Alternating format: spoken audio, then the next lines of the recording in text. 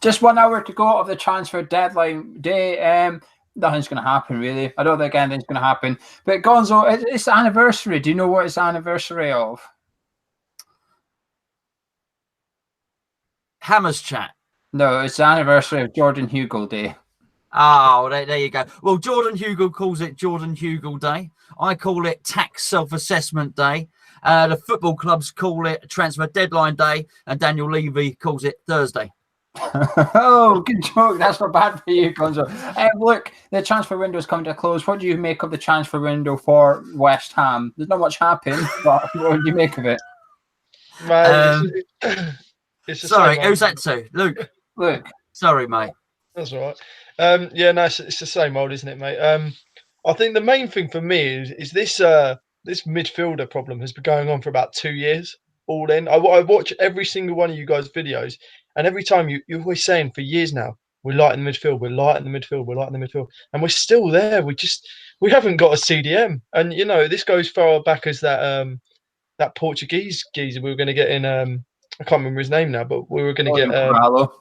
Yeah, that's the one. That's the one. And we just still haven't got anyone there.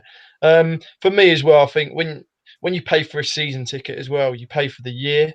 All year I want to be entertained. We have this injury problem crisis that goes on during November, December, and it's hitting us hard now at these poor results, really. So yeah, I'm very disappointed, to be fair. Is it Luke, would you not think that the centre midfielder issue is sort of like a summer problem in terms of buying the player? I mean, it'd be very difficult to sign someone of that caliber in this window without paying through the roof. But do you think we're still a bit light in other positions that we should have maybe strengthened? Yeah, I think, well, going back to your first point, I think it's a great opportunity to get someone on loan, like, you know, Danny Drinkwater. I know Loftus-Cheek's on injured at the moment, but, you know, give them a few games towards the end of the season and then see if they're good enough to sign permanently. I think it's a good opportunity to do that. But yeah, we're like a little bit all over the place, really. I mean, the striker situation, we've got strikers that don't really want to play for us. Left back, right back a little bit maybe. Centre back, obviously, Ogbonna's just not good enough. So yeah, we're like all over the field, if I'm honest. So yeah. For about the fifth transfer window on the row, we were linked with Batshuayi over the last 24, 36 hours, and today it looked like we were the club that was going for him. Sky Sports reported first thing that we'd agreed terms with Chelsea. Unfortunately, the player had absolutely zero intention of coming to West Ham, but we still pursued him. We're still trying to get Batshuayi, although every journalist, now a lot of journalists don't know a lot of things and they make a lot of stuff up, but every journalist seemed to be quite consistent on this. Batshuayi does not want to come to West Ham.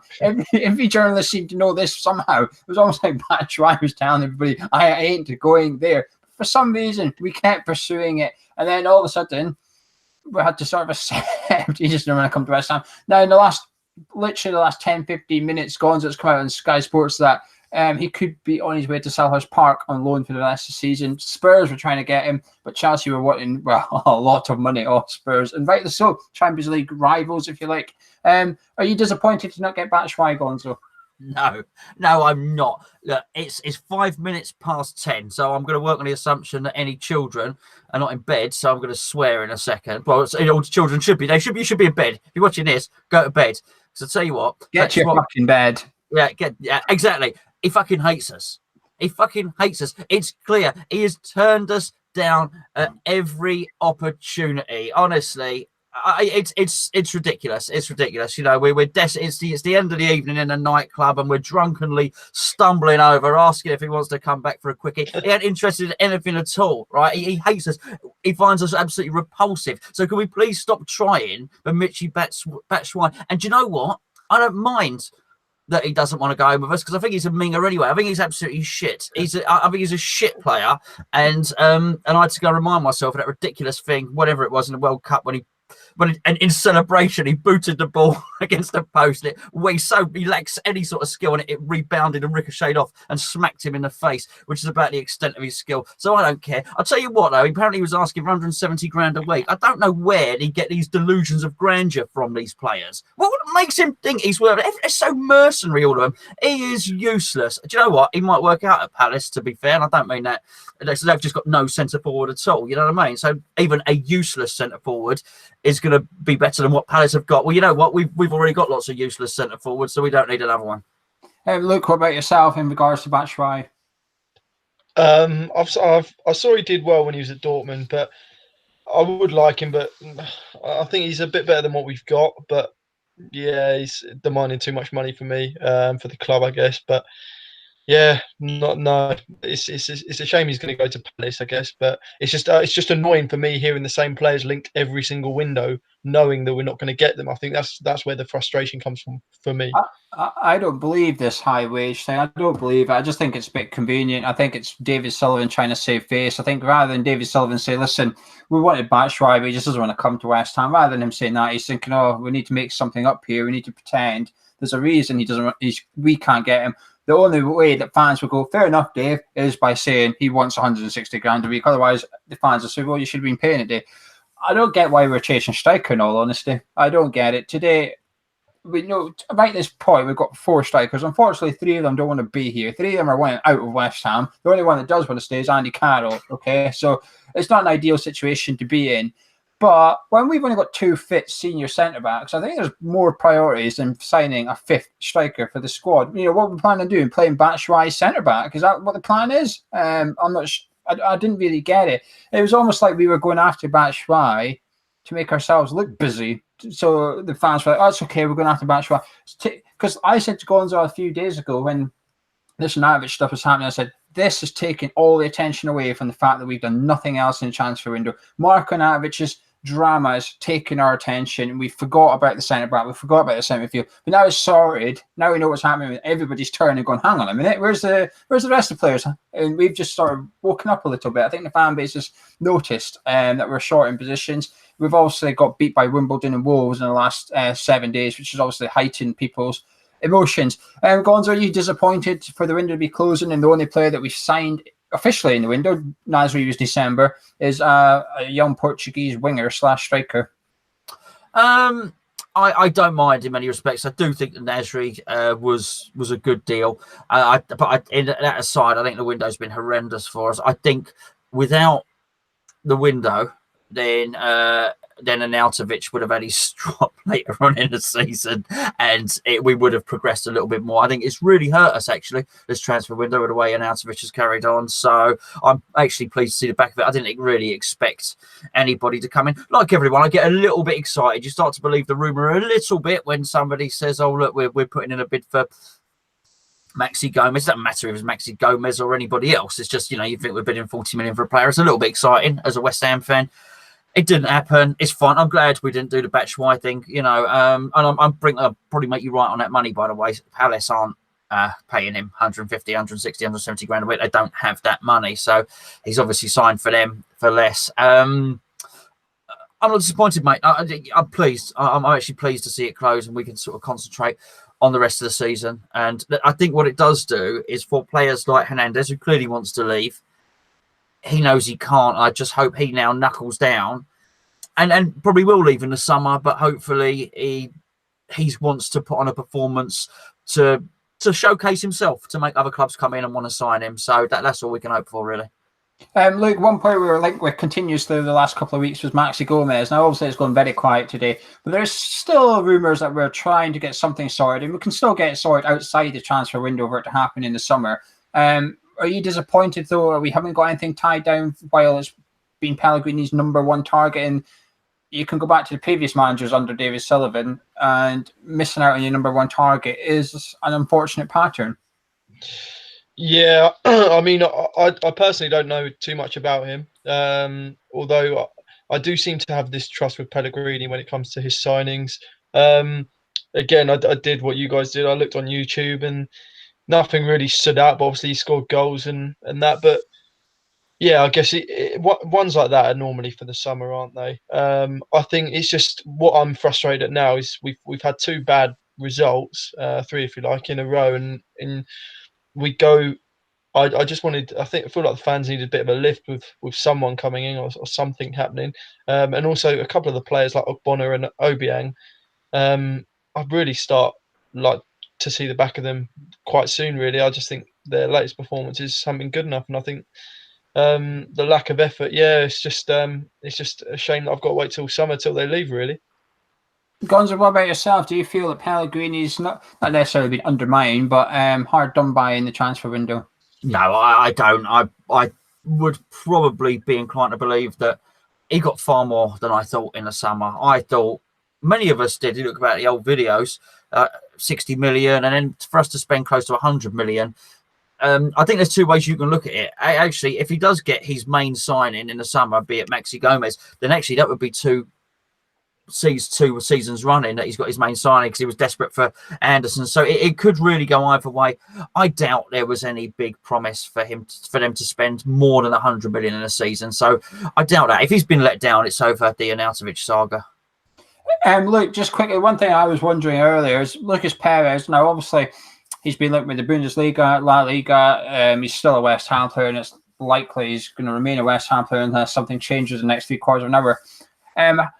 This is my general feeling here. How is this guy meant to be motivated? Not only was he sort of wanting out of West Ham, I think we made it abundantly clear to him we want him out of West Ham. He is surplus to requirements. We've tried to ship him out left, right, and centre. It's not managed. Now all of a sudden he's got to come into training tomorrow, and what's in it for him? I mean, he knows that he's obviously going to surely have this feeling of unwantedness at West Ham.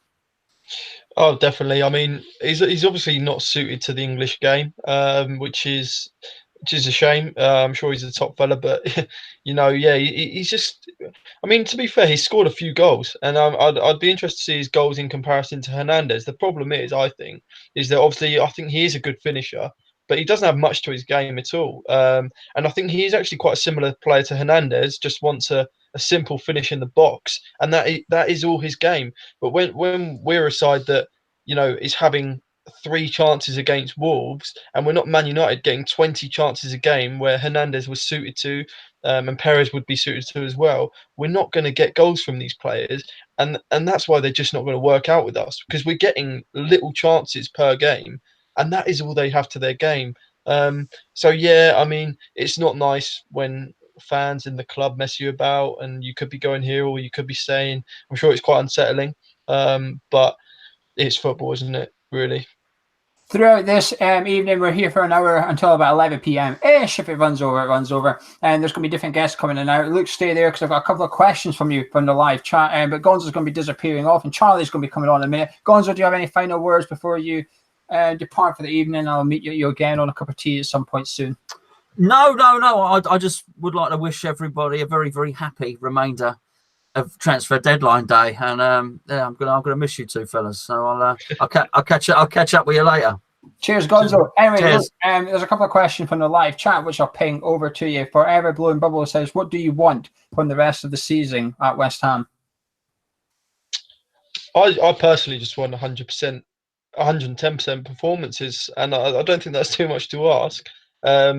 Just hard-working performances. And look, if we lose a game, but we're playing well and we're looking good and we're trying, we're going for every ball, I can't complain, and I don't think any West Ham fan can complain. But just to see where we can finish and hopefully work on what we're building under Pellegrini, really, mate. And last question for you, Luke, before you depart, and hopefully we'll be joined by someone that's never been on this channel before. It's from Oliver. Luke, he asks, "How come you've always got a tan?" Oh mate, it's the sunbeds. It's one of my favourite tactics. It makes your teeth look whiter as well. So yeah, get on those sunbeds. You need to get on them, mate. Yeah, I don't get any sun, so that would be like my natural sunlight. But Luke, thank you very much for joining us. Appreciate it, guys. And we'll see you again soon. See you soon. Cheers.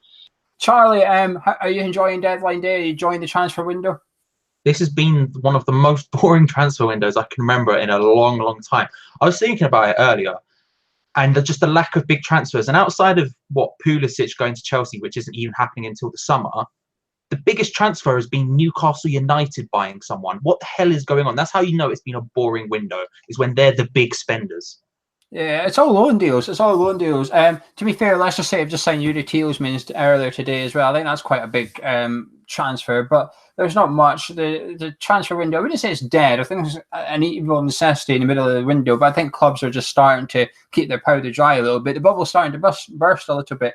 But Charlie, someone there said Thomas has said, "What do we make of Zabaleta's comments about the disruption of the squad caused by Marko Arnautovic?" Now, I think this was quite telling because prior to the Wolves game, everybody had been debating whether Arnautavic's saga has been affecting the squad. Some saying it has, some saying it hasn't. And those were saying that it hasn't were saying, well, even if it had, you can't use it as an excuse. Now, to be fair, I agree with that. You can't use it as an excuse. However, it is contributing. Zabaleta came out and said that it's creating a bad atmosphere at West Ham. What did you make of the comments? Have you read them? I didn't read them. I just saw what people posted on Twitter. But there was in December there was this real feeling of like togetherness in the squad. Everyone actually felt together and that was moving forward. And I remember when Declan Rice scored that goal against Arsenal, and he ran over to the corner and everyone ran to meet him and everyone was going mad in the crowd. And it was this moment where I felt, oh my God, we're actually together. I felt like we were going into a January window where I wasn't expecting us really to do much business, but I felt like if a player came to our club and we're looking at it from the outside, they go, actually, they've got a good thing going on here. Then they might not finish 7th or whatever, but they've got a decent squad and they've got a good togetherness and a good manager. And now we're a month later and it seems to have all just knocked down dominoes from that one event almost. And we're in a situation now where 2 games in a row, we've all questioned whether they actually care, whether they're trying hard enough, whether they're working hard enough. And it's a big job for Pellegrini to turn that feeling around, because him coming out and saying that just puts anything to rest. We know there's a problem now. We know there's a problem internally. And so for him to get that turned around when the guy who caused the problem, or at least was the start of the problem, is going to be skulking around on a bigger contract than he was before, it's a huge job for him. And I feel really sorry for him that that's sort of blindsided him after one of the best months we've had in recent years. Yeah, I agree. I actually think it was good from Zabaleta. I appreciate the honesty. Actually, too many times after these defeats, you get this puff piece that I think the club basically have it saved in drafts permanently, and they just change the name of the person that's saying it. The lads are working hard to put things right against insert the next team, etc. So to hear Zabaleta say, you know, something this is affecting us, is some, and he used it plurally. He didn't say it's the Arnautovic thing. He did say there's off-field things happening that's causing bad atmosphere. So it insinuates there's more than just an Arnautovic there. But Marco's the one thing we know about. And it's just proof, I think, that we know about it. And I think it's important that the fans understand a little bit of perspective here, because we weren't really sure what was happening. We were all guessing, we were listening to certain sources. Now this is finally coming from, you know, someone that I would consider to be the utmost professional footballer at West Ham United. You know, the guy works hard. He's never really had any bad press, etc. And that includes his time at Man City. He's been in the Premier League for what, 10 years now? We can't be far off 10 years. Not set of football that I can remember. And he's coming out and saying, you know, this ain't right here. It does put a little bit of pressure on Pellegrini, but at the same time, I think Zabaleta is Pellegrini's unofficial captain a little bit. Now, Mark Noble's obviously going to be the club captain, etc. I wouldn't be surprised if Pellegrini relies on Zabaleta more than people think. And I wouldn't be surprised if he's almost speaking on behalf of Pellegrini in a way, because Pellegrini can't really say that. He's certainly hints at it in his press conferences, etc., etc. But I think Zabaleta can be a little bit more direct than his manager is. I wouldn't be surprised if he's sort of like a Pellegrini spokesman. So it was interesting to hear Zabaleta's comments. Charlie, what are you making of West Ham's transfer window? Were you expecting any business to be done in the last few days, or today in particular, given our injury crisis, etc.? It's always difficult when there is an injury crisis, because you're sort of almost playing chicken with yourself. Who's going to back out first? The injury's going to come back first, or are you going to bust out a loan deal or a signing and then potentially have a bloated squad later on in the window? I felt like we probably weren't going to do that much, given how much money we spent in the summer. I think it was clear that we basically put all of our eggs in that basket very early on, because there's no way we would usually spend that much money in a single window. So going into this one, I felt like we didn't need that much, given how great our December was. But B, I felt like we weren't going to do anything huge, nothing major, nothing like the Maxi Gomez deal that kept happening. I didn't feel like that was ever that viable. But given everything that has happened, I find it unbelievably shocking that we seem to have really only been connected with strikers and half of Chelsea's reserve team. That's basically all we've done. When we have serious problems both at centre mid, left back, centre back, like we've got places where people go, that's where we need strengthening the most, and yet we're chasing striker after striker when we've got 4 strikers. And let's be real, no, I don't think there are many other Premier League teams who could say they have 4 strikers of that quality. You can make the arguments about whoever, but it's confusing to me. It's been a confusing window, and I'm, despite going into it with no expectations of anything happening, I'm somehow disappointed at what's happened. Charlie, one transfer did happen today is Reece Oxford left West Ham on loan. He went off to the Bundesliga for the rest of the season. What do you make of that transfer? Are you disappointed to see him go, or are you sort of glad that it's sort of coming to an end? Because reports suggest that there is a fee agreed for the end of the season, so he could. Do you think we've seen him for the last time in a West Ham shirt? I think we've seen him for the last time in a West Ham shirt. Whether he agrees whether that fee goes through in the summer or not, I think he'll probably move on in the summer regardless.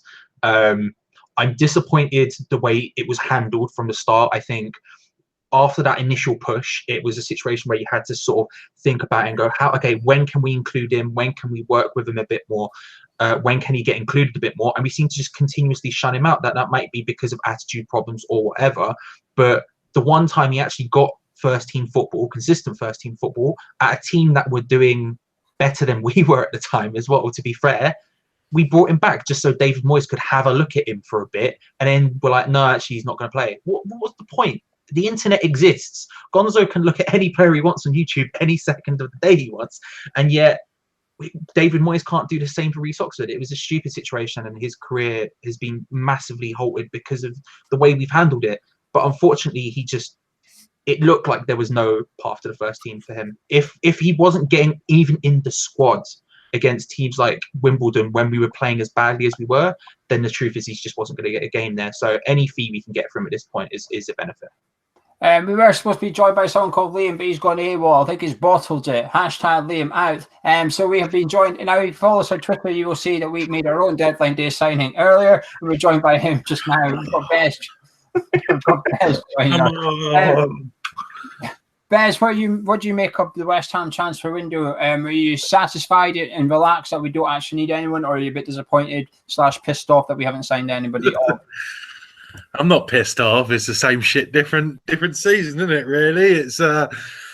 I'm just happy that I've managed to sign for Hammers Chat again this season and get a beer and a burger every time I get on the boat. So yeah, my deal's done, lads. So I'm quite happy about that. But yeah, no, same shit, different year, really. I'm a bit disappointed that we didn't get rid of Arnie, and Arnie's a great player. Let's not get this wrong. I'm not going to sit here and say he's bad, but I think he's just a bit toxic. I would have liked to have seen something happen with the Gomez deal, because I think come summer, if we do sign him to come in the summer, I think I don't know. We need to get something wrapped up in principle. We've got forwards at this club that are just fucking useless. Excuse my French. They're just no good.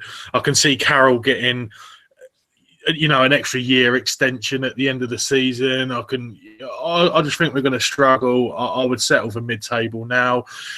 Before Christmas, I was hoping that we could maybe push for a little European spot, maybe, or is that being a bit optimistic? But I don't know. Now I'd settle for mid-table. But yeah, it's just been a bit disappointing, really. Well, you're perhaps not surprised, Bez. You say you're disappointed as well. Did you expect us to bring anyone in today? No, not.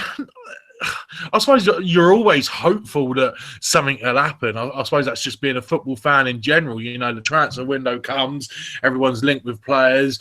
We spent a lot of money in the summer, and knowing full well what our situation is with our forward line and how Arnie's playing up, and realistically, we haven't. In my own opinion, I don't think we've really got a decent forward without Arnie in there. I thought we would have been linked. I mean, we have signed that Portuguese player, where I don't have a clue where he's come. I mean, what is he? Is he under 19s international or something? That's about as much as I know. So, but yeah, I'm a bit disappointed. Not saying that I did think that I knew we wasn't going to, but yeah, I would have just liked to have maybe bought a little forward or got someone on loan. Maybe that's the usual trick, isn't it? To be fair, so. If you're watching it live on YouTube, make sure you keep putting your questions in the live chat. We'll keep putting them to the guys here. Bez, first one for yourself is from Thomas. He says, "Do you think we should give some youth players a chance to impress rather than sign loan players?" Yeah, I mean, I'm all for that. I mean, he's brought that Silva through and Diagana. He's give them a chance and a real push. But it depends where we're at in the season. I mean, I suppose we are. it depends on where we're gonna. If we get to 40 points, which everyone says that's a safe position, then why not? You know, I'm all for letting them try out some of these players. What have we got to lose? You know, if we're in a position where we can't really go any further up and we can't get relegated, then by all means, let's just try things. We might as well. We've got nothing to lose. So yeah, I can imagine. I think that's probably what's going to happen anyway. I can't see our forward line with Carroll, Perez, and Chicharito and Marnie. I mean, they're pretty. All four of them are pretty injury prone, aren't they? To be fair, like they're all looking kind of for a way out. It seems to me, whether it's injury or whether to get going. I think we're going to be forced into playing some youngsters. So yeah, by all means, bring it on. What we got to lose.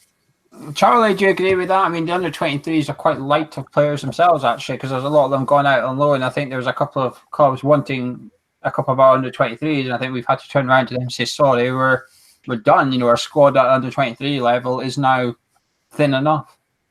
Yeah. For a club our level who can't afford as deep a squad as Manchester City, the fact that they play more youth players than we do is a bit ridiculous, if we're being honest about it.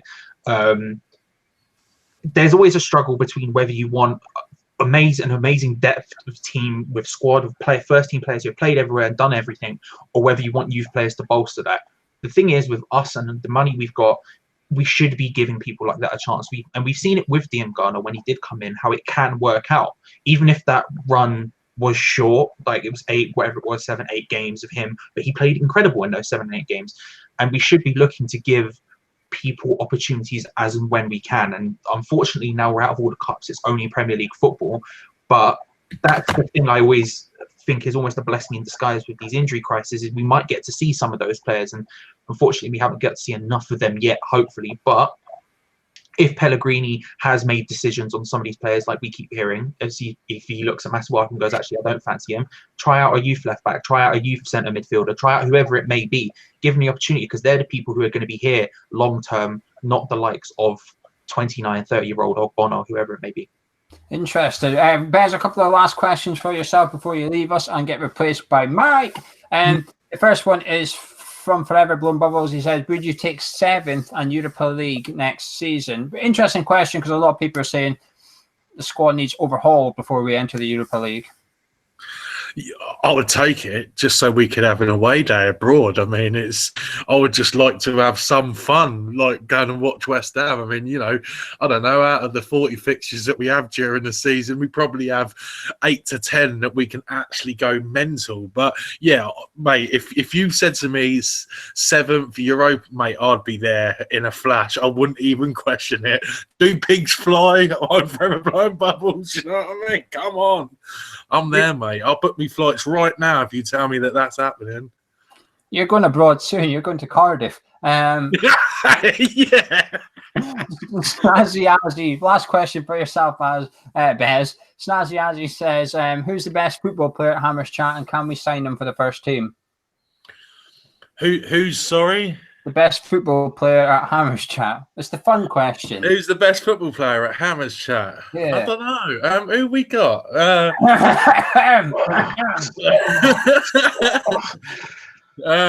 don't know. Luke's quite good, isn't he? I think, but I don't know. I reckon I've still got a good 20 minutes in me. If you brought me off the bench, I'd make something happen. I'd at least have a chance. So I'd fancy myself to be a super sub kind of. Yeah, I'm up for it. But yeah, I don't know. You're not bad, Gio, are you? You got a strike on you, haven't you? But the last time we brought you on as a super sub for 20 minutes, you ended up being a father. But anyway,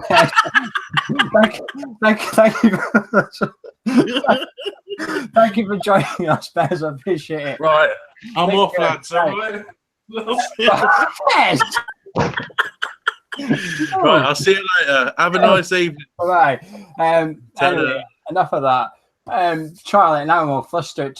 What about Europa League, Charlie? What do you think in the summer? I think it was Daz just said there, are we now looking at a scenario in this summer where we almost have to get 6 or 7 players out and another 6 or 7 players in?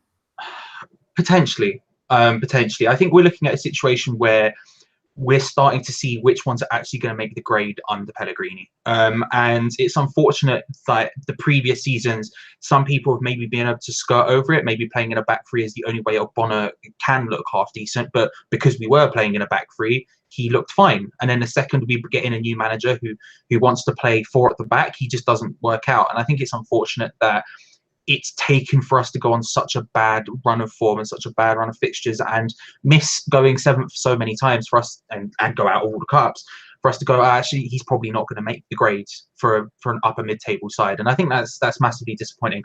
Whether it will be as big an overhaul as everyone is suggesting, I don't think so. I don't think we'll get rid of that many players and bring in that many players in one window. We just have to see how badly this one's gone to say just how it can go. But in the last window, we brought in a huge amount of players, and for the vast majority of them, they worked out. And so by the end of this season, we'll get a better picture when everyone's back and firing, who's actually going to need to, who can be afforded to just go without a replacement. We might think when Wilshere and Lanzini are back, maybe we don't need Obiang's replacement. Maybe we can just get rid of Obiang and then bring in someone who isn't one of the direct replacement. Maybe we'll see what happens. But for me, at this point, there are definitely some upgrades at least needed. I was surprised actually last summer that only Chiati left. He was the only first team player we sold, and I thought interesting. Pellegrini's obviously given everybody a chance. Chiati, I think, was probably just like a needs must in terms of funds, and he obviously thought we had one centre midfielder too much. And on paper we do. The only problem is keeping them all fit.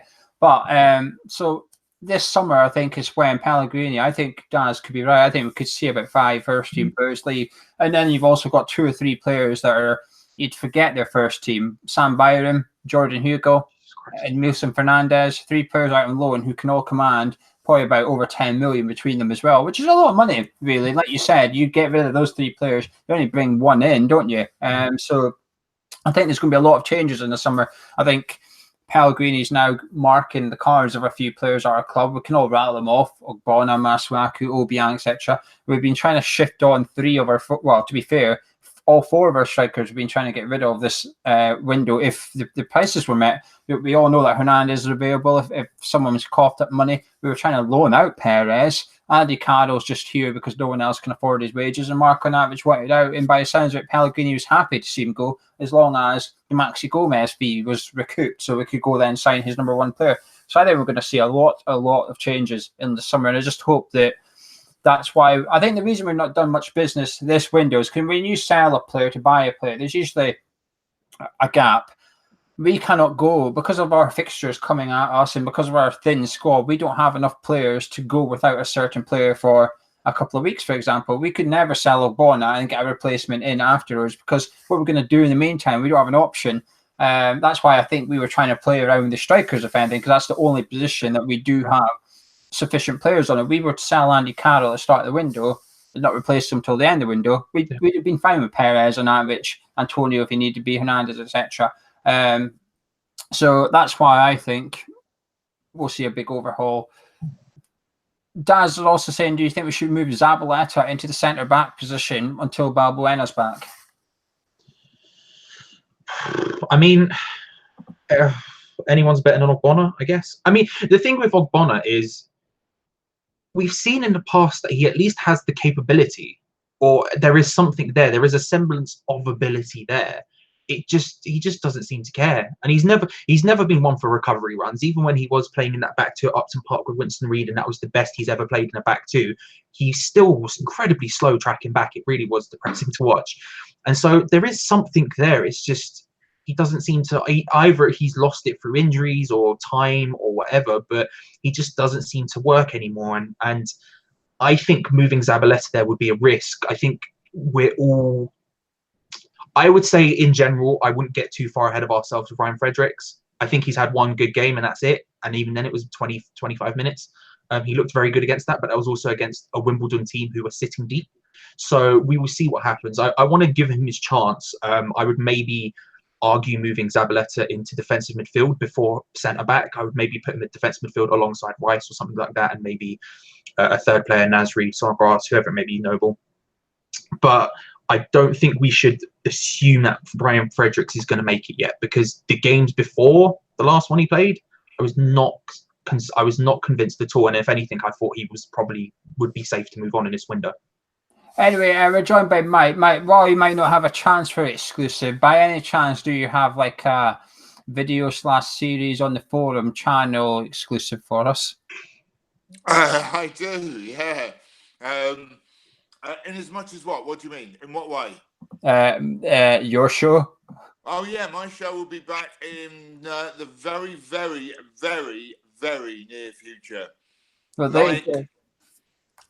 people have been asking for it, so there's your answer. Michael Monday is returning very, very, very near future. Well, I was going to do it on Monday, right? But we're playing on Monday, so it's a little bit silly. So it'll probably be the Monday after.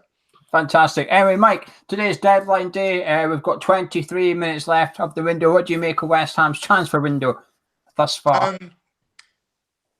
Sorry, I had cheese in my mouth. It is. What can I say? I think it's been a terrible window for us, and I'll tell you why. Because we're in a worse position now than we were at the start of the window. What we've got now is a situation where we've got the same team plus Nasri, and I think Nasri looks like he was worth getting. But don't get me wrong, but we're in terrible form. Everyone's pissed off with Arnautovic because he wanted to go to China and didn't get to go. And when we went into the window, we were in great form and everyone was happy and singing from the same hymn sheet. It just seems like we want nothing but negatives out of this window. Do you know what I mean? What do you make of the Arnautovic thing, Mike? Because obviously myself and Gonzo have had our say, but what's your take on it all? I think he's a greedy little boy. It's funny when he starts saying, well, I want to go and win titles in China. No, you don't. You want to go and take a huge more money and a signing on fee, and you're on 90 grand. And frankly, as much as you can see, he was saying his brother came out famous. He said in the air, West Ham bought Marco for peanuts. Yeah, do you know what? We did not buy him for peanuts. One, it's 20 million. And two, was there a queue of other teams looking to buy Marco Arnautovic at that point in time? No. There was no real competition for his signing, was there? Am I right there? As long as I remember, there wasn't like we were fighting off Chelsea or someone to try and get him. So you end up with a player who's come to us rather than remaining at now relegated Stoke. Admittedly, that's probably why they got relegated, because they let him go.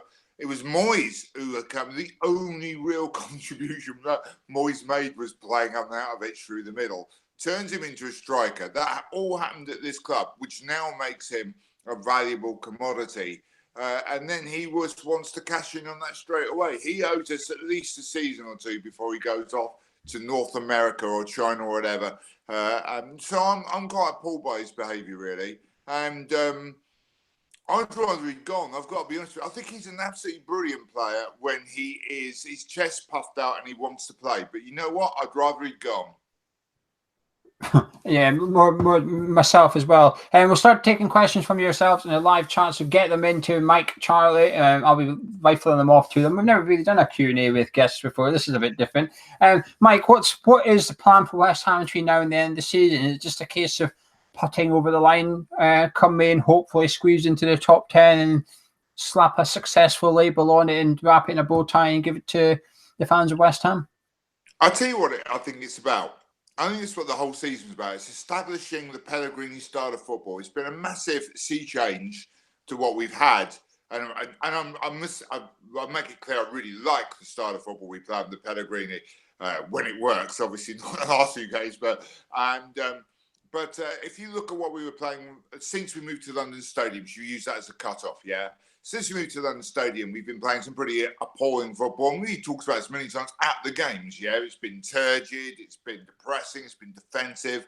Not what we really get into as West Ham supporters, yeah? So what I think this season has been about is the transition into a more attacking style of football, a more fluid style of proper ball on the floor football. And I think that is really what we can hope to achieve in the second half of the season, is to see that develop more, the Pellegrini style, if you know what I mean.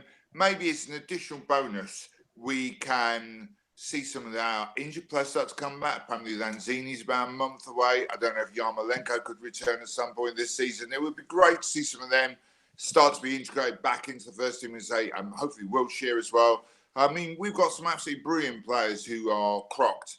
So it'd be absolutely really, really good if some of those came back and were started to be integrated in the first team.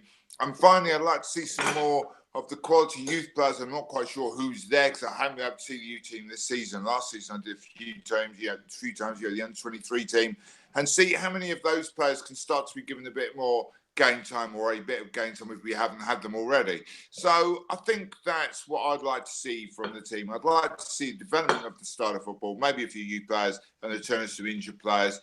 And really, we need to start building up towards next season. Some good planning for the next transfer window where I do think there'll be a lot of West Ham activity again.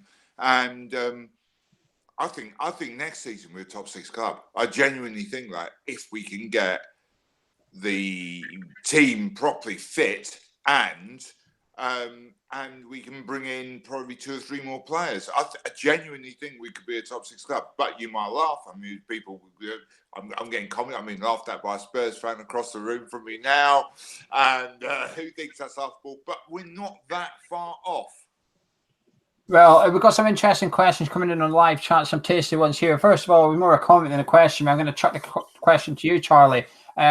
Forgive me, I can't remember who it was. I think it was Matthew Evans has said, how about playing Robert Snodgrass at left back when Aaron Creswell is unavailable? Now, well, before, stop smirking, Charlie, and I'm going to give him a bit of context because I quite like this guy's suggestion here, actually. You've got Antonio Valencia, Ashley Young, you've got James Milner, Henderson played there the other night for Liverpool. There's plenty of wingers that have maybe gone on in age so that they've lost a yard of pace, get dropped back into the fullback position. It's not unusual, is it? Is that something you would mind seeing, Charlie, or is that just a no from you? I'm judging by your face, it's a no. I'm more laughing at the fact we're so desperate for anyone but Masuaku that we've picked Robert Snodgrass as the guy. You're not incorrect. There have been some people who have transitioned well into that role, all the people you've named, but the one thing they all have in common is that they're all faster than Robert Snodgrass. My concern would be the second he got forward, getting back would be an arduous process, but he works hard, and let's be real. He would get up and down probably more than Masuaku would, despite the fact Masuaku's twice the pace, just because he actually puts that work in and puts the effort in. But for me, I would rather see us, and you know me, I'm not exactly one for 3 at the back, but I would rather see us go to a 3 at the back before putting Robert Snodgrass at left back personally. But I do see the logic, and let's be real, if one person's going to arrive late and whip in a good goal, it'll be him. So. Interesting. Mike, someone earlier said, has your opinion of Pellegrini changed at all over the last couple of weeks? Obviously, we've gone out the FA Cup, etc., etc. As my opinion, no. If anything, I respect him more because I think he really wanted Arnautovic to go. I think he really wanted it. That would be my attitude as well.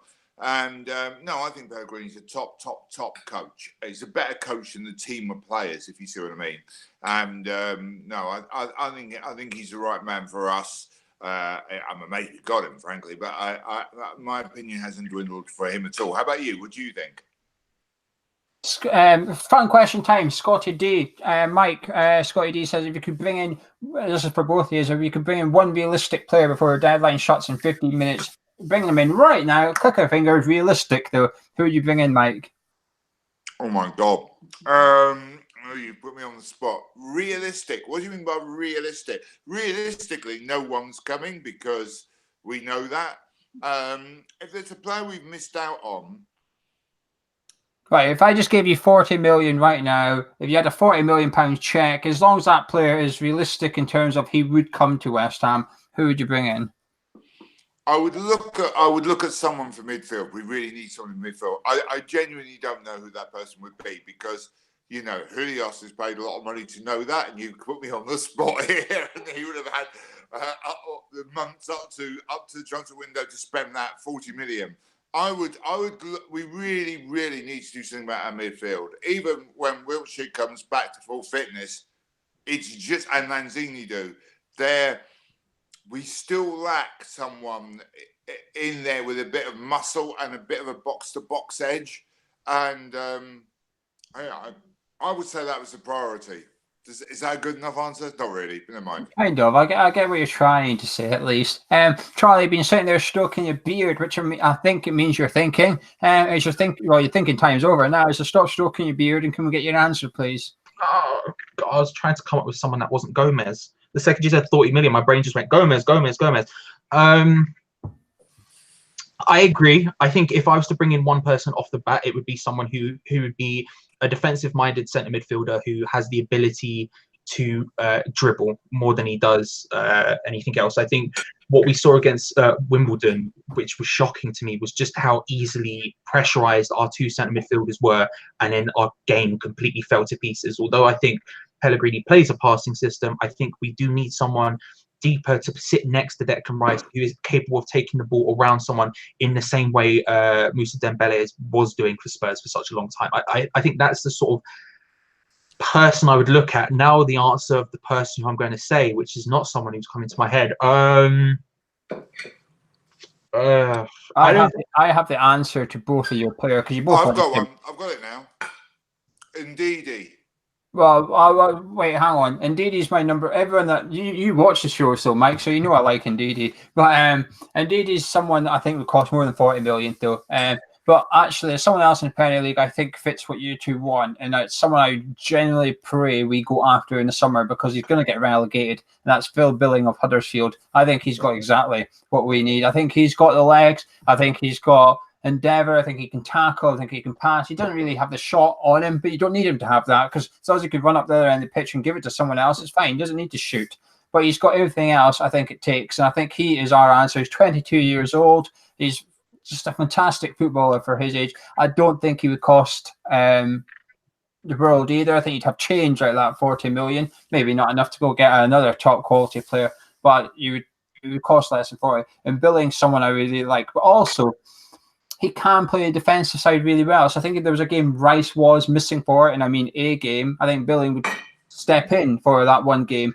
It also means that when you're missing Balbuena, Rice, if he had to, could go into centre-back for a game or two, and Billing would be able to slot there. So if I had a magic wand, Phil Billing is who I would take. Pick him up out of Huddersfield and plonk him back down at West Ham. That would be my... And that's generally... I genuinely hope we go after him in the summer because he, I think, is realistic. I think he's affordable. I think he's exactly what we need. I think he would suit how Pellegrini wants to play. And yes, he will replace Martin Noble for me before someone comes along and says, oh, what about your Martin Noble? Yes, Martin Noble would miss out. Mike, interesting question someone asked earlier. Can you name one player that Pellegrini has improved since coming to West Ham? When he says one, I don't think he means one player. I think he means who has. This is going to sound weird. I think Zabaleta has been much better this season than he was last season, and he wasn't bad last season. I think Declan Rice is a much better player this season than he was last season. I think Antonio's a better player this season than he was last season. Snodgrass is definitely a better player this season than he was last season. Do I need to carry on? No, that's enough. That's enough. Charlie, have you got any? I think the Rice one's an interesting idea because what he's done is maybe not increased his level of performances because I think he was playing very well before, although I think he's playing brilliantly now. I think just giving him the position and just saying this is your position, this is your certainty, and giving him that the confidence that he will be first team and that he will be first choice in that role whenever he's there has paid off hugely. And I think the fact that we've now seen bigger clubs starting to look at Declan Rice and the media start to acknowledge just how good Declan Rice has been. Because at the beginning of the season, I heard some people in the media being like, oh, Declan Rice, he's playing very well, but blah, blah, blah. And now people are going, oh, Declan Rice is the real deal. That's huge. That's massive. And it's something that no other West Ham manager has done I don't even know how long, since like Freddie says that. It's unreal to see someone who was playing so well even take more steps forward now. There's not that many players to choose from, really, because half the team's new, so he hasn't really improved any of it. I mean, we're thinking last season to this season. Is there any he's brought in and improved now than he was when he brought in? Well, Balbuena, I suppose, but has he improved him, or is he just simply settled in? I would say he's just settled in. You've got to give him time. Noble's really the only one that stood still, if you like. I think Obiang's arguably gone backwards, if that's possible. I think I've seen Obiang have one good game this season. At least last season, he had two good games. Ogbonna, Masuaku, neither of them have improved. And I would actually say they've got worse. Ogbonna only because Pellegrini's insisting on playing a back four, so Ogbonna's now struggling in that, whereas under Moyes he played fantastic because he had a back three to play with. Masuaku's got worse under Pellegrini, but I don't necessarily blame Pellegrini. I just blame Masuaku and other teams knowing that Masuaku's pretty crap, so let's target him. And also, we now have a really good right back. Previous seasons, Masuaku got off with it because they kept coming after our right back, but now they stopped doing that. They switched over to the other side of the pitch, and that's why Masuaku's getting exposed a little bit. Mike, do you have any concerns? This is what a few people have been asking about the transfer budget. It's perfectly understandable, and I was expecting this to come up because obviously we spent 100 million in the summer. This window was spent zilch. So people are saying, hang on, is this just a one-off, or you expect this to happen in the summer? And also it ties in with a few other questions, which is how much money do you think Pellegrini needs in the summer? I don't think that's just it. I think Pellegrini's far too shrewd.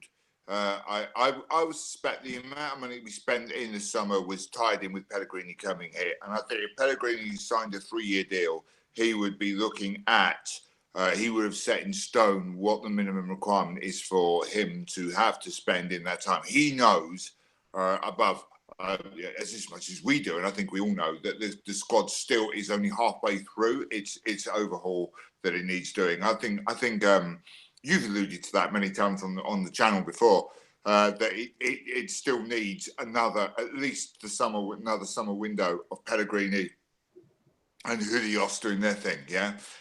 So how much do I think? I think another 60 to 70 would really do it. I think we know Maxi Gomez is a target. I think he'll come in for about 42, 43 million, or whatever it costs of that. I think he will look for another centre half and another midfielder.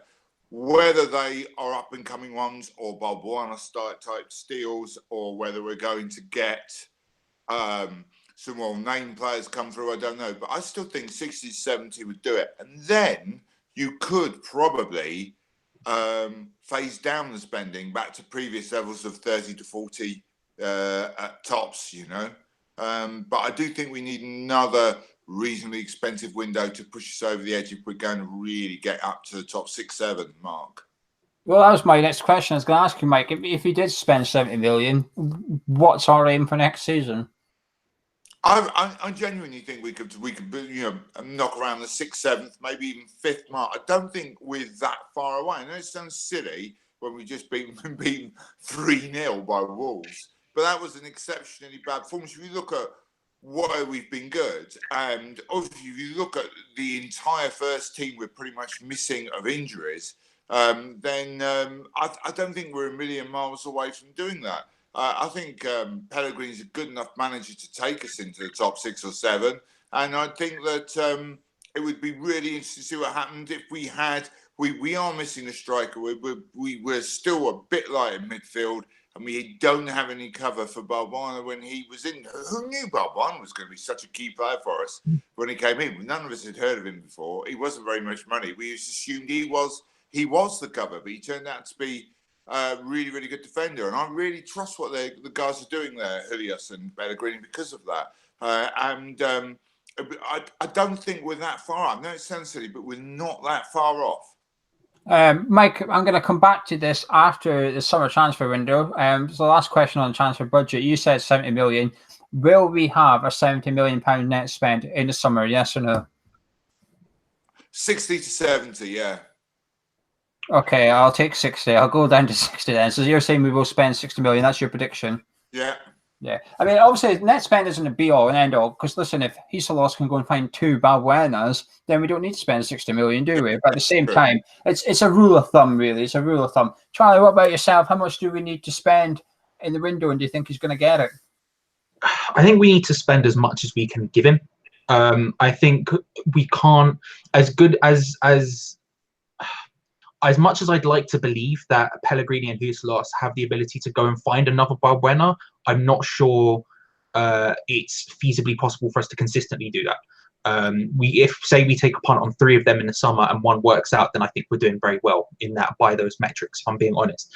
So I think in reality, I think we just need to give him as much as we possibly can. I don't think we'll spend, especially net, I don't think we'll spend anywhere near as much as we did this summer. That's just not feasible for us, given both our owners and the club we are. But I do think that if a big enough overhaul does happen, like we've alluded to several times on the show already, then we will see serious money. But if you look at it in real terms of people to push us into that top 6 conversation, like Mike keeps talking about.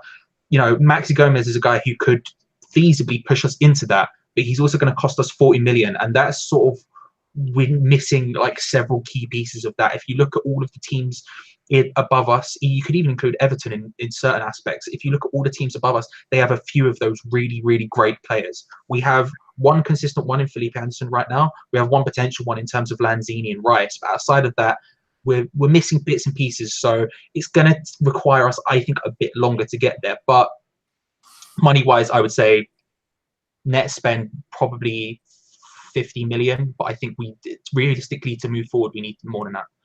I don't think 50 million is anywhere enough. I think 50 million is now what I'd expect. Whoever finishes 17th in Premier League, that's what I expect them to spend in the summer. Fulham, Southampton, whoever it is that stays up on the last day of the season by their nose, you know, that's bottom half table spend for me now. And if you want to get into that top half, you want to start knocking on the door like you were talking about, I think you need serious money. We've spent 100 million to go from 13th to 11th. You know, that's what we're going to get back over 100 million or something. But listen, all this is pointless if we can't keep our players fit. I just said on the last cup of tea when someone said, "Oh, when will we challenge for top 6?" Well, until the board sort out our training facilities and our medical staff, there's no point talking about it, because this squad, do you know something? We should be sitting here, and I remember saying this to Gonzo at the start of the window. I would not mind if we didn't spend any money in this window, because we have a good squad, we have a good team. Let's just keep our money for the summer.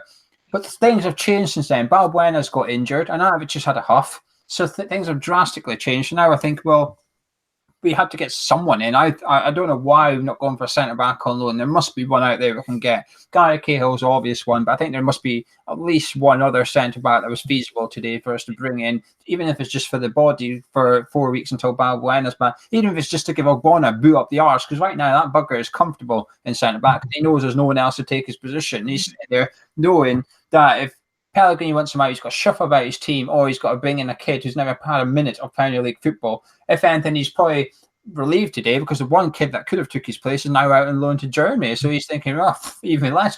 I had minimal competition. I've now got none. But the thing is, I think we need about 100 million in the summer, and that's just to keep us in the top 10. I generally think that's what we need now. But until we sort out these injuries, there's no point, because we have a side good enough to finish 7th. We have it already. It's already at West Ham. We've already got the squad. We've got the manager. The problem is letting our manager use his squad. He's not even been able. It's now February tomorrow. He's not even been able to start Lanzini in a match. Yarmolenko's had 4 appearances. Wilshire's had 4 or 5 appearances. So between Lanzini, Wilshire, and Yarmolenko, who should all be getting into the first 11 when everyone's fit, they've had 8-10 games between them. It's February. It's not good enough. And that's not Pellegrini's fault. That's the training ground's fault and the medical staff's fault. It's one of the two, or a combination of both. Now, I don't believe it's the medical staff, because we're now, I believe, on our 3rd medical team in the last 2 years. You know, we had Stidgen. He got told to bugger off, so he went off to Holland. We brought in Gary Lewin. He then scarpered in the summer. We've got someone else in now. The same things are happening. So how can we have 3 medical setups, but the same things keep happening? It must be the training ground.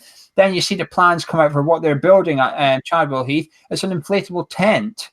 You know, they're literally, like, you know, you see other clubs spending 20-30 million pounds on a massive, great big thing. You look at what Man City have built. Now, I'm not saying we should build what Man City have got, but you look at that, and that's the standard of what clubs want these days. We're putting up a temporary fix, and it's just all short-term at West Ham. This is why everybody got pissed off 12 months ago, because we're fed up with short-term, and it just feels like until we fix all those problems, we're not going to be able to plan for the long term. But saying that, people are saying, what should we do between now and the end of the season? I think we almost start planning for next season now. I think we need to take a serious look at the kids and say which one of these could be in the squad next season.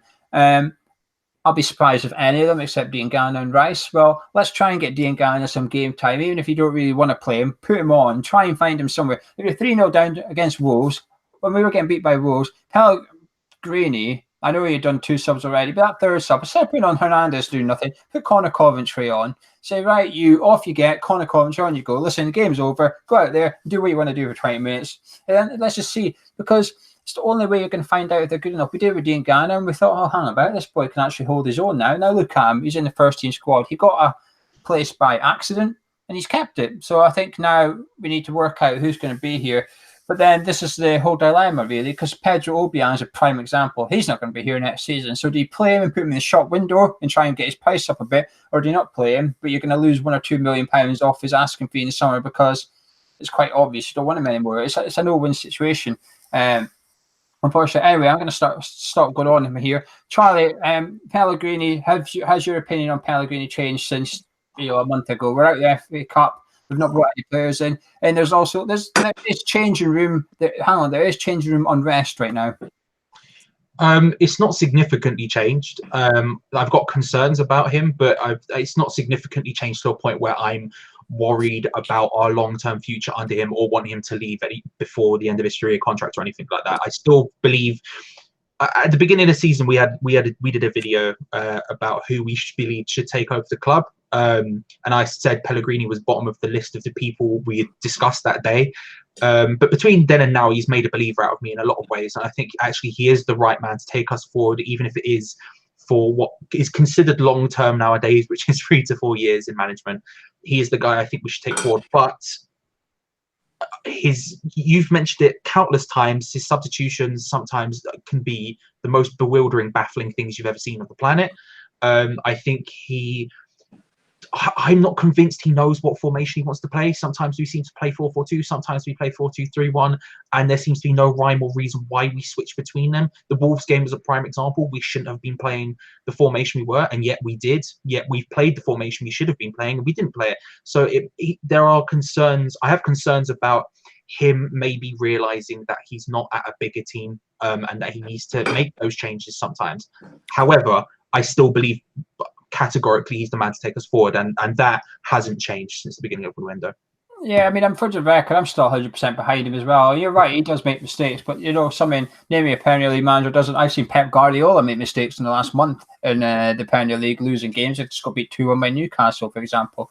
So every manager makes them. But you're right, Charlie. Sometimes he does play like we are. I keep saying Man City tactics or West Ham players, but something? That's a challenge to the board. That's Pellegrini saying to the board, this is how I want to play, but I've not got the players to do it. So go and get me the players so I can actually play it. And you said it earlier, Charlie, maybe we should move to back three or something. That's actually the last thing I want to see, in all honesty. I know there's another way you can play attacking football with 3 at the back, but I quite like having 4 attacking minded players in the lineup, and that's what I want to see. So as soon as we start sacrificing one to put him into centre back, obviously we're not going to turn into David Moyes style, but I just want to keep us seeing us try and win games and stuff like that. And it doesn't always feel like it. Wolves didn't feel like we were trying to win the game, but I can tell you, so when Pellegrini set up to win the game, it was just the wrong setup, unfortunately. So I'm still completely behind him, but the challenge lies with the board now, and to say, well, this guy's team is not good enough for what this guy wants to do. You need to support him. I am actually starting to think, I was thinking this the other day, but I thought I'll keep it for a video. Pellegrini's got 2.5 years to go. I don't think it's long enough for what Pellegrini wants to achieve, what you want Pellegrini to achieve, Charlie, what you want Pellegrini to achieve, Mike, what I want Pellegrini to achieve at West Ham. I don't think 2.5 years is long enough, unless he does about 10 transfers in the summer, which is near impossible for a Premier League side to do it. You just can't do it. The club don't have enough money to finance it. You cannot just change half the team just like that. Okay, it's just not possible. I understand that. So is 2.5 years long enough? Well, if you're going to cancel out the January transfer windows like we just have, he's now got 2 transfer windows left, and that's it. Is 2 transfer windows enough to do what he wants to do? I don't think it is. And I think the club needs to start thinking, what do we want here? Do we want Pellegrini to extend his contract? If so, let's give him a new one now. Okay? Let's allow Pellegrini to sell his vision to players like Declan Rice, saying, look, I'm here for the next 5 years. I want you here with me. You're going to be my captain in 2 years' time. I want you here at West Ham. Diop, I want you here. And then so he can then say to the club, when I leave in 5 years' time, he better not be here, he better not be here, and he better not be here. Get rid of them in the meantime and get me these players in. But anyway, Mike, if you could sell 3 players in the summer, people keep saying, what players do you want to see go? So let's just pick 3. If you could sell 3 in the summer, which 3 would you sell? Ogbonna, Obiang, and Andy Carroll. Well, he's going on a free anyway. He's a free. You can have him if you want. Hernandez. Interesting. Charlie? Let's say. Oh no, the temptation. Okay, Antonio. Oh no! I think I would get rid of. Again, I won't say Carroll because Carroll's obvious and he's on a free, so it's a bit of a dead choice. So I'll go with Antonio. I'll say Hernandez and Obiang. Interesting. I'm going to say Obona, Obiang, and Masuaku. While Masuaku's here, we will not look for another left back. I don't think we will. I think they'll look at him and think he should be all right. Sell him, and then we have to get another left back in. As simple as that. And that's the three I would get rid of. Masuaku, Obiang, Obona. Out. I think Hernandez is go as well. I think we're in for a massive change this summer. But anyway, Mike, any final words on the transfer deadline day show before we wrap this up? Apart from eating cheese. Mike, are you still with us? Yeah, I didn't hear you. Sorry, mate. I'm saying, what's your final words on the transfer deadline window, etc., while we wrap this show up and bugger off for the night? Absolutely nothing's happened, has it, mate? It's been a night for eating cheese and sitting by one fire, which is exactly what I'm doing at the moment. Because it was never really going to happen, was it? I never really believed that anything major was going to happen today. As a window, I think, as I said before, I think we're in a worse position now than we were at the start of the month because of the transfer window, largely what's happened with Arnautovic. So I'm glad Nasri joined. He looks like he's really adding something for us. But on the other hand, the whole Arnautovic affair was a bit of a disaster. Charlie? At least our January wasn't as bad as last year when our director of football was racist and we bought Jordan Hugel. So at least it's not, it's not all bad. It could have been a lot worse. We at least got in a good player in Nasri. We got in some young guy who may or may not come through. But we've got nothing to play for the rest of this season. So hopefully we actually have a go at playing youth players and trying to continue to play attractive football. So when we get to the summer, we all feel positive about the club again and not how we feel right now. I actually think we've done the right thing, not spending the cash in this window. Whatever we would have spent on would have been a short-term fix. I didn't want to go out and spend £15 million on a centre-back, for example. I would only be here then.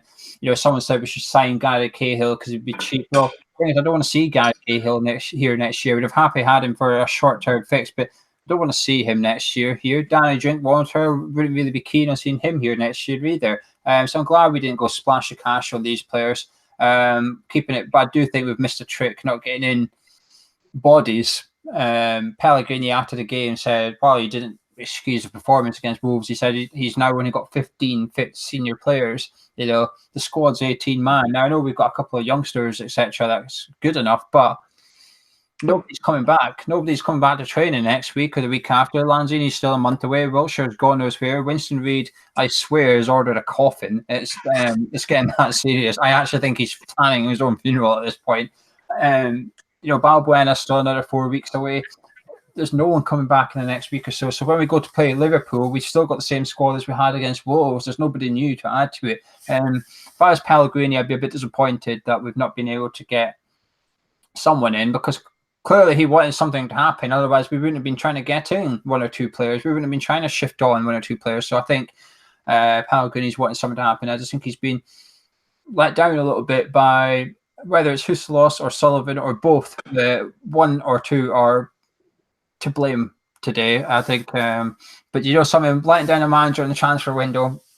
It's nothing new at West Ham, is it? We see it every window. Like Charlie said a year ago, our manager, our head of recruitment was on the Daily Mail for being racist. We signed Jordan Hugel. I'm sure we sold Diafasako as well at that time, and then not long after, are you? Was that the year before? I can't remember now. And then also we had Jose Font leaving February, a week after the window shuts. Jose Font went. Well, that's an interesting thing. That's something we'll leave you with as we disappear. Well, Markovic has got a bruised foot and not a broken one. The Chinese transfer window is still open for another 28 days. So if they decide that they want Markovic, well, it's been made quite public that Markovic now has a £45 million release clause. So if they want him, they know how much to pay for him. And if they want him and they pay that money, he can leave in the next month and we can't get anyone in. I'll leave that thought with you. Anyway, if you enjoyed our deadline day show, drop a like on the video, subscribe if you're new to the channel. We'll be back with our regular videos. Next up is our Liverpool preview, which should be up tomorrow or Saturday night. Join us then. That's been Mike, that's been Charlie. Thanks to Bez and Luke and Gonzo as well. And thank you very much to you guys at home for supporting us and joining in once again.